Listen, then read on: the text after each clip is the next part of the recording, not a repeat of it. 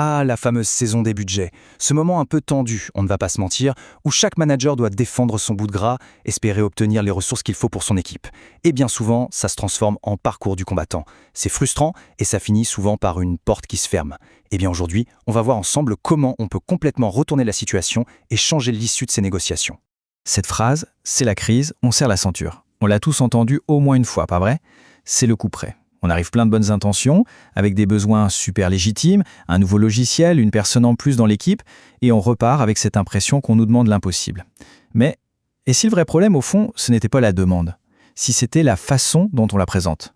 Alors voilà le programme. D'abord, on va décortiquer le problème. Pourquoi ça coince si souvent? Ensuite, on fera le diagnostic, une histoire de langage. Puis, la solution, un framework super simple qu'on appellera Négo-Valeur. On verra un cas pratique avec un recrutement et on finira avec un petit challenge pour mettre tout ça en musique. Allez, on attaque. Section 1, le problème. La grande question, c'est pourquoi les demandes de budget se heurtent-elles si souvent à un mur? La réponse, en fait, elle est liée à une idée complètement fausse qu'on se fait de ce qu'est un budget. Voilà le grand mythe. On imagine le budget comme un gros gâteau, un gâteau qui ne grandira pas et où chaque part qu'on demande est une part en moins pour quelqu'un d'autre. Le problème, c'est que si on pense comme ça, on arrive dans la discussion en parlant de coûts. Et devinez quoi, le job d'un service financier, quand il entend le mot coût, c'est de le réduire. C'est aussi simple que ça.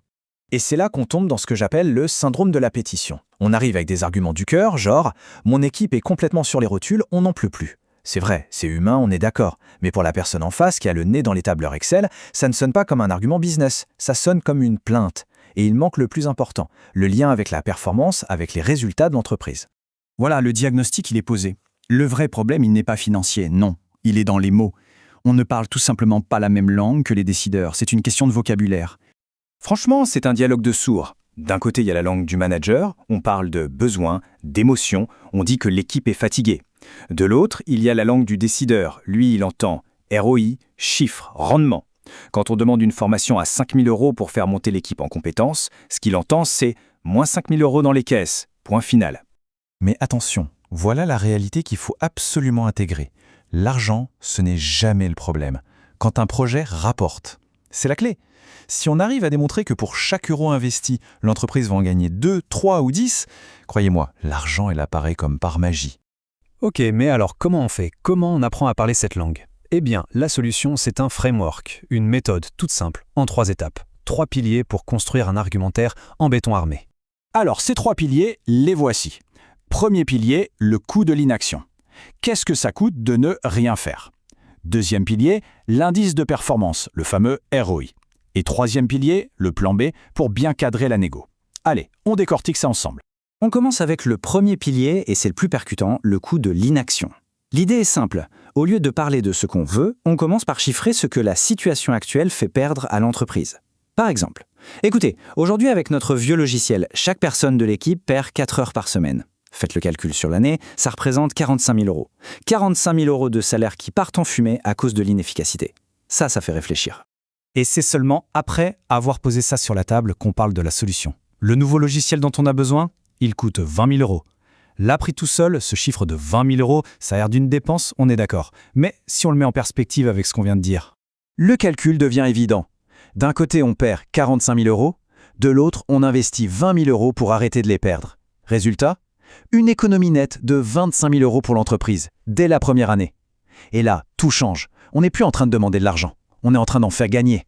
Deuxième pilier, l'indice de performance, ou le ROI. Ici, c'est un contrat de confiance qu'on propose. On lie l'argent demandé à un résultat concret et mesurable. La phrase magique, c'est « avec ce budget, je m'engage à », et là on déroule, réduire nos délais de 15% ou bien augmenter la productivité de 10%. D'un seul coup, on n'est plus un centre de coûts qui demande, on devient un partenaire d'affaires qui propose.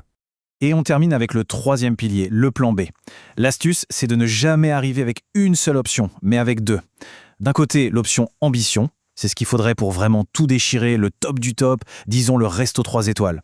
Et de l'autre, l'option maintien, c'est le minimum syndical pour juste ne pas couler, la pizza surgelée quoi. En présentant les choses comme ça, on crée un cadre. Et la discussion va naturellement s'orienter vers un juste milieu, qui bien souvent est exactement ce qu'on visait depuis le départ. Bon, maintenant qu'on a la théorie, voyons ce que ça donne en pratique. Prenons un cas que tout le monde connaît, la demande pour recruter une nouvelle personne dans l'équipe. Alors, l'approche qui ne marche quasiment jamais, c'est celle-là. Je suis complètement sous l'eau, j'ai besoin d'aide. On en revient au syndrome de la pétition. On parle de soi, de sa propre charge de travail, et ça mène droit au refus. Maintenant, regardons l'approche qui gagne. On construit un vrai business case. Ça donne quelque chose comme « Ok, aujourd'hui, la moitié de mon temps part dans des tâches opérationnelles. Si je recrute quelqu'un, ça me libère 20 heures par semaine. Avec ces 20 heures, je peux enfin me consacrer au développement du client X, un dossier qui a un potentiel de 200 000 euros.